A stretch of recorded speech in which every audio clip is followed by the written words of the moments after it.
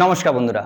বাংলায় একটি সুন্দর কথা আছে, যদি নেতা হয় বাঘের মতো তাহলে তার প্রজাদেরও মৃত্যু হয় বাঘের মতো, আর নেতা যদি হয় কুকুরের মতো তাহলে তার প্রজাদেরও মৃত্যু হয় কুকুরের মতো করেই।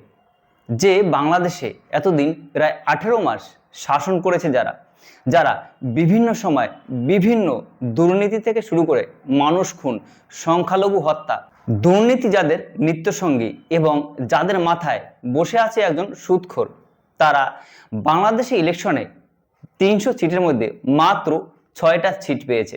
প্রশাসনিক ক্ষমতায় যারা ছিলেন, যাদের মাথায় সর্বোচ্চ নেতা সুদখোর বসে আছে, তারাই কিনা বাংলাদেশের এই 2026 ইলেকশনে 300 সিটের মধ্যে মাত্র 6টা সিট পেয়েছে। এবারে 2026-এ বাংলাদেশের ইলেকশনে দুটো পেপারে ভোট হয়েছে, একটা হোয়াইট একটা পিঙ্ক।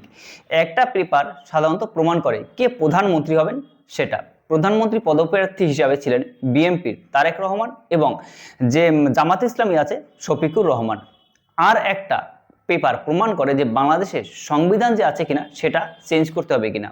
এই ব্যাপারে প্রায় 70% ভোট পড়েছে যে বাংলাদেশের সংবিধান চেঞ্জ করতে হবে। সেখানে প্রধানমন্ত্রী 10 বছর ক্ষমতা থাকা যাবে সেইটা বলা হয়েছে। সেকেন্ড নাম্বারে প্রধানমন্ত্রীর কিছু ক্ষমতা রাষ্ট্রপতির উপর দেওয়া হয়েছে। আপনারা সবাই জানেন যে ভারতে বিশেষ করে গণতান্ত্রিক যেসব দেশ হয় সেখানে প্রধানমন্ত্রী সবচেয়ে বেশি ক্ষমতা থাকে। আর বাংলাদেশের এই জামাত ইসলামপন্থী যারা আছে, এনসিপির নেতা যারা ছিল, তারা কিন্তু পাকিস্তানের মডেলেই বাংলাদেশকে তৈরি করতে যাচ্ছিল। সেই বাংলাদেশেরই বৃহত্তর জনগণ তাদের কিন্তু এক প্রকার ছুঁড়েই ফেলেছে। যারা সরকারে ছিল সেই ইউনূস এবং এনসিপি যারা আছে তারা কিন্তু লাগাতার এই যে জামাত ইসলামীদের কিন্তু এক প্রকার সমর্থন জুগিয়ে গেছে। এমনকি 12 তারিখ যে ভোট হয়েছে তার আগের রাতেও কিন্তু জামাত ইসলামপন্থীরা বিভিন্ন জায়গায় বিভিন্ন ভোট কাস্টিং করেছে। এমনকি জামাত ইসলামের যে নেতা আছে তাকে কিন্তু এয়ারপোর্টে প্রায় প্রচুর টাকা সহ ধরাও পড়েছে, এমন প্রমাণও ভুরি ভুরি আছে। বাংলাদেশে বৃহত্তর জনগণ এটাই প্রমাণ করেছে যে সেখানে রাজাকার কিংবা জামাত ইসলামীদের কোনো স্থান নেই। আর এই যে জামাত ইসলাম হেরে গিয়েছে, এখানে কিন্তু 3টে বড় প্রশ্ন রেখে যায়। প্রথম প্রশ্নটা হলো যে বাংলাদেশিরা সম্পূর্ণরূপে পাকিস্তানকে বয়কট করতে চায়। দ্বিতীয় নম্বর প্রশ্নটা হলো এই যে শফিকুর রহমান আছে, যিনি জামাত ইসলামের নেতা, তিনি কিন্তু বিভিন্ন সময় মেয়েদের নিয়ে বিভিন্ন মন্তব্য করেছেন। এমনকি পর্দার মধ্যে থাকা, মেয়েদের চাকরিতে না যাওয়া, এই রকম যে শরিকি আইন আছে সেগুলো কিন্তু তিনি চালু করতে চাইছেন। জনগণ চাইছে, পৃথিবী এগোচ্ছে, সেই অনুযায়ী প্রত্যেকটা দেশের এগোতে হবে। সেখানে পিছিয়ে পড়লে, অন্ধকার কুসংস্কার নিয়ে পিছিয়ে পড়লে জাতিরই লস।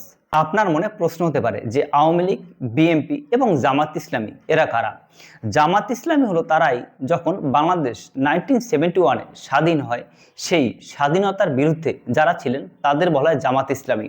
তারা সাধারণত চায় যে বাংলাদেশকে পূর্ব পাকিস্তানের অংশ হিসাবেই যেমন আগে ছিল বর্তমানে আবার সেরকম হয়ে যাক।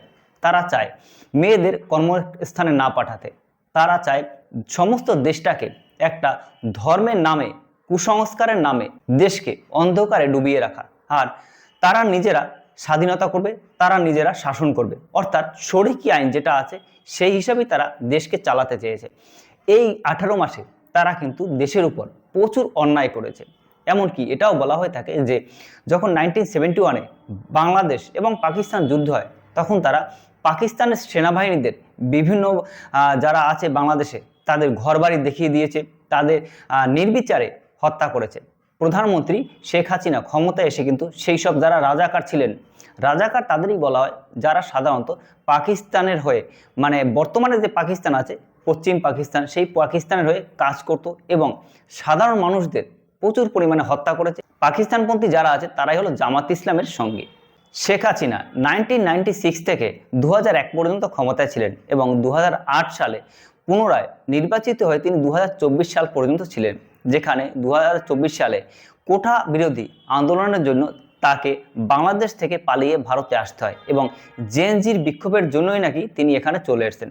জামাত ইসলামের আমির ডক্টর শফিকুর রহমান যে আছে, তিনি কিন্তু কৃষ্ণ নন্দী নামে একজনকে ভোটেও দাঁড় করিয়েছেন এবং দাঁড় করে তিনি এই বার্তাটা দিতে চাইছেন যে তার দল কোনো মতেই হিন্দু বিরোধী নয়। এছাড়াও এই যে ব্যক্তি প্রচন্ড ভারত বিরোধিতা করা সত্ত্বেও কিন্তু জিততে পারেনি। এছাড়াও এই ভোট নিয়ে কিন্তু শেখ হাসিনা একটি বিবৃতি দিয়েছে, সেটা হলো এই যে ভোটের পার্সেন্টেজ পড়েছে সেটা কিন্তু যথেষ্ট কম, 59.44%, অর্থাৎ বেশিরভাগ মানুষই কিন্তু এই ভোটকে বয়কট করেছে। আর যারাও দিয়েছে তাদের মধ্যে কিন্তু আওয়ামী লীগরা সাধারণত বিএনপির দিকেই বেশি ঝুঁকেছে, কারণ তারা চায় না কট্টরপন্থীদের হাতে দেশ যাক। এমনকি তসলিমা নাসরিন, যিনি বিখ্যাত লেখিকা, তিনিও কিন্তু বারবার বলছে যে কট্টরপন্থীদের হাতে যদি বাংলাদেশ যায়, বাংলাদেশের শাসনভার যায়, তাহলে কিন্তু বাংলাদেশ হতেও পারে সেটা আফগানিস্তানের মতো। তার বিষয় হলো তারেক প্রধানমন্ত্রী হবেন না রাষ্ট্রপতি হবেন। কথাটা কেন বললাম, তার কারণ হলো বাংলাদেশের সংবিধান যদি চেঞ্জ হয় তাহলে কিন্তু সেখানে রাষ্ট্রপতিরও যথেষ্ট ক্ষমতা চলে আসবে হাতে।